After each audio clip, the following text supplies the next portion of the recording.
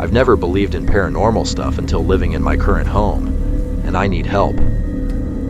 This originally started one night a few years ago, when I was laying down for bed. My dog, who has since passed away, started growling at the door, and he never growled. Then he jumped off the bed and walked toward the door, continuing to growl. I immediately get up, turn the light on and look around. Nothing. Walk around the house, go downstairs, and still nothing. Ask my wife if she heard anything, but she didn't. Come back up, the light is off, like the light switch is flipped, completely dark upstairs. I'm super freaked out, because at this point, I'm thinking someone is in my house. I go through every room, every closet, ready to punch someone. I don't find anything, and I'm so freaked out I sleep downstairs on the couch. I started thinking my wife is messing with me, and let it go. Next few days, my dog is growling again, but this time in the living room upstairs. There's nothing there, but he's acting like there is. I think this next part is psychological, but I start having dreams, like someone is standing in my doorway while I'm asleep, and I realize this and try to wake myself up. This continues for weeks, and I even have one where it's touching me, and I can't wake up. At this point, I'm telling my wife this stuff, and we're like joking there's a ghost or something, and I'm still thinking maybe she's just been messing with me. The next weird thing happens when my wife is coming up the stairs, while I'm on my computer facing away from her. I have a little desk lamp, and the moment she reached the top of the stairs, the light turned off on its own, making my room dark. I freak out and turn it back on. At this point, I know she's not messing with me, and she's realizing something weird is going on. The longer these weird things go on, I just get this feeling that something is there. Sometimes I see movement out of the corner of my eye, and just get chills, and it just feels like someone else is there. 2 weeks ago, before my dog passed away, I was woken up by what I thought was my wife calling my dog, as he jumped off the bed and ran towards her. I get out of bed, then see my dog come back into my room and follow me as I leave the room. I don't see my wife. If she comes upstairs, she always says hi to me. I go downstairs and my wife is in bed. We have separate rooms. The most recent thing to happen was tonight. I got this sudden feeling like someone was walking into my room on my right side, and I look over and see nothing. I say out loud, "If someone is there, turn the lights off." Nothing happens. It's probably in my head, I'm thinking. I get up to stretch and run downstairs, and I go to turn the stair light on. Doesn't turn on. At this point, I'm freaked out. I head downstairs to tell my wife, and she's also freaked out. She comes back up to check the light. Doesn't turn on. She walks up halfway and checks the bulb. It was unscrewed. I don't know what to do, but I feel like I can't sleep upstairs anymore.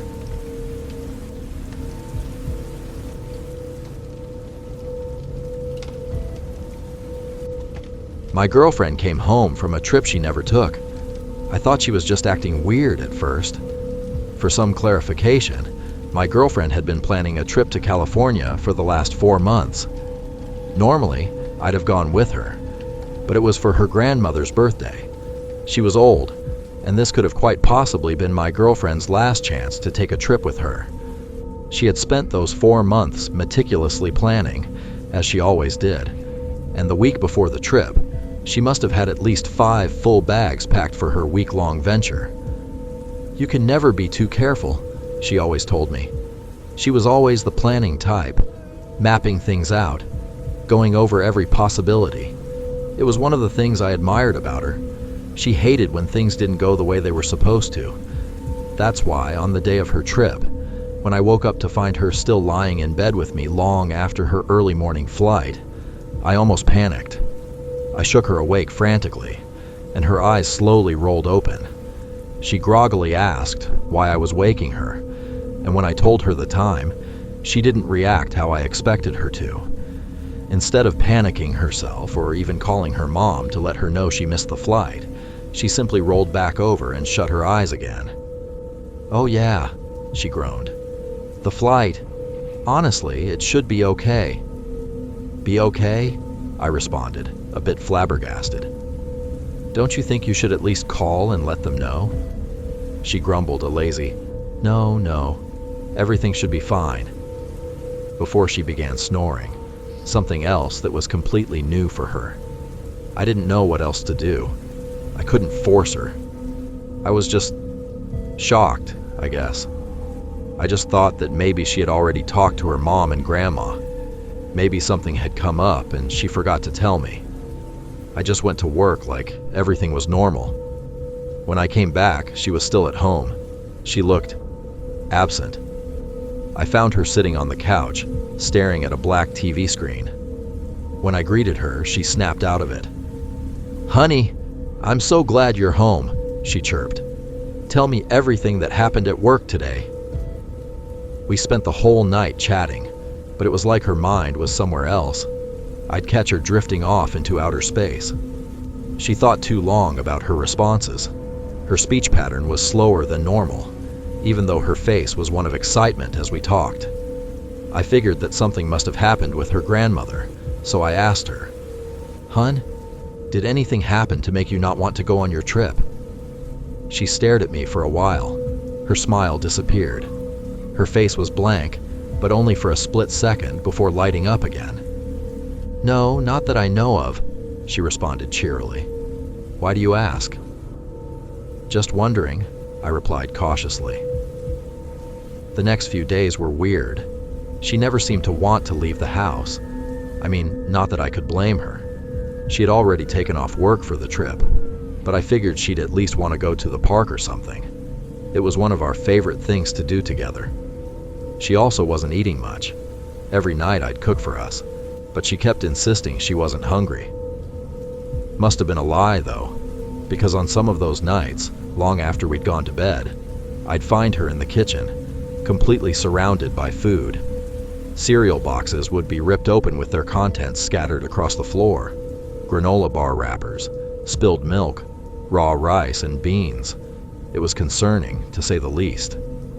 By the end of the week, something hit me that I hadn't caught before. It was like a dim light bulb lit up over my head, and I approached her timidly. "Honey?" I inquired carefully.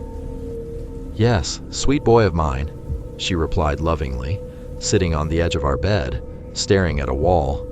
I gulped a bit. "Whatever happened to your bags? Did you unpack them? I haven't seen your toothbrush or shampoo or anything anywhere." She didn't respond.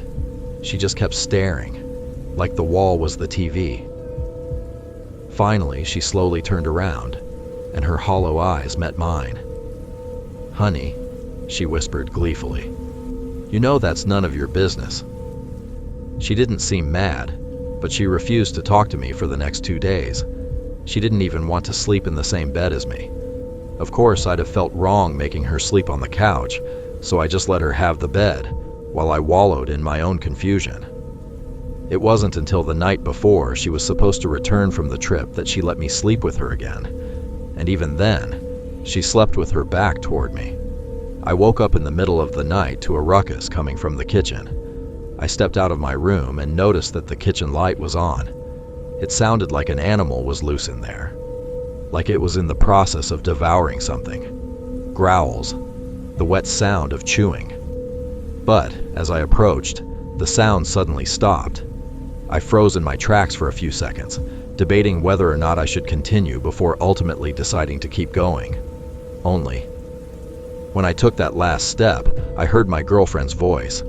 It was angrier than I'd ever heard her, more hostile, like she was trying to send a message. "Go back to bed," she screamed. The house was silent for a moment. I argued with myself internally about whether or not to listen or check on her. I decided to listen, and the moment I began making my way back to the bedroom, the noises started up again. I don't know how long I lay there, staring up at the ceiling, trying to tell myself that everything was normal before falling back asleep. But I know that I woke up alone the next morning. The bathroom was empty. The halls were empty. The house was empty. I kept calling out and received no response, but when I entered the kitchen, that's when panic really set in. There was blood everywhere, not from my girlfriend, but from the raw meat that was scattered across the floor. Chicken, steak, pork, everything. Everything had been nearly completely eaten. I thought back to the night before, and my heart started to pound. I felt dizzy. I felt like I was losing it. I tried to take a seat to calm myself, but before I could, the front door opened. "Honey," my girlfriend sang, "I'm home. Can you come help me with these bags? I've got so much to tell you."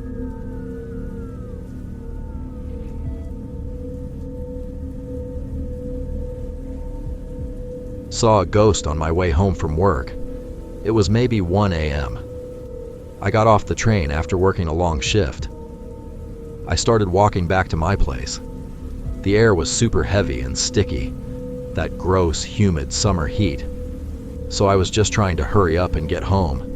I noticed this person walking on the opposite side of the street. Same direction as me, maybe 2 blocks ahead. They were wearing a dark jacket, which I thought was a little weird for July. Honestly, I didn't think twice about it. It's the city. You see people walking late all the time in crazy get-ups, right? So I keep walking. I'm catching up to them a little bit, but we're still on opposite sides of the street. We get near an old hardware store where there is a bright street lamp. The figure walks right under it. I just happened to look over and, man, I don't even know how to explain it. They didn't turn a corner. They didn't duck into a doorway while they were walking, and they just started getting transparent. Like, dissolving. Within 2 seconds, they turned into this faint gray smudge, and then they were just gone. The street lamp was shining down on a completely empty sidewalk. I literally stopped in my tracks. My heart was pounding out of my chest. The air suddenly felt ice cold for a second, and then nothing. No cars, no cicadas, nothing. Just an empty sidewalk where a guy was walking a second before. I didn't even check to see what happened. I just booked it back to my building, locked the door, and left every light on all night. I know what I saw, man. It wasn't a shadow. It was a person, and then it just disappeared. This happened about a week ago when we had that heat wave in New York. I haven't taken that route home since. Now I just end up going on the other side of the train station and walk an extra block to my house.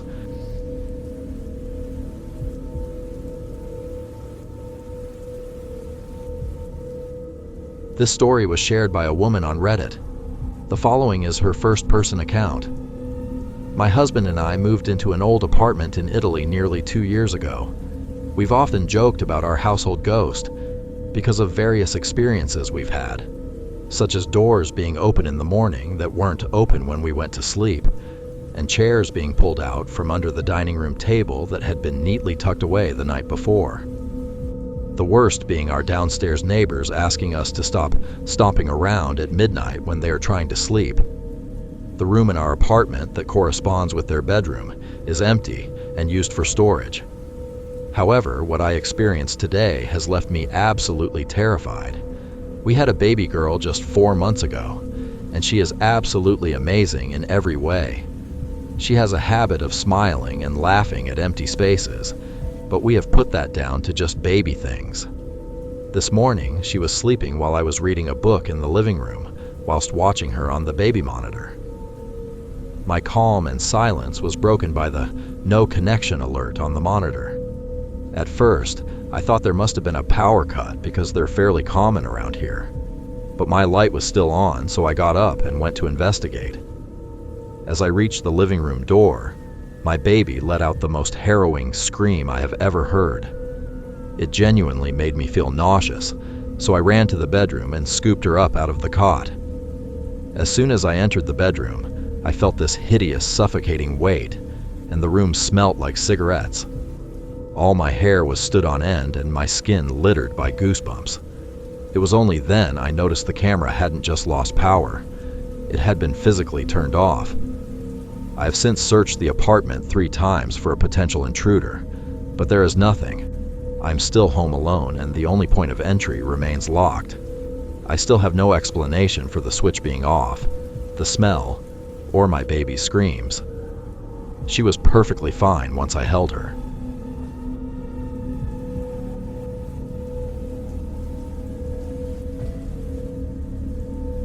I'm an undertaker, and something happened. Something happened, and I've always been skeptical.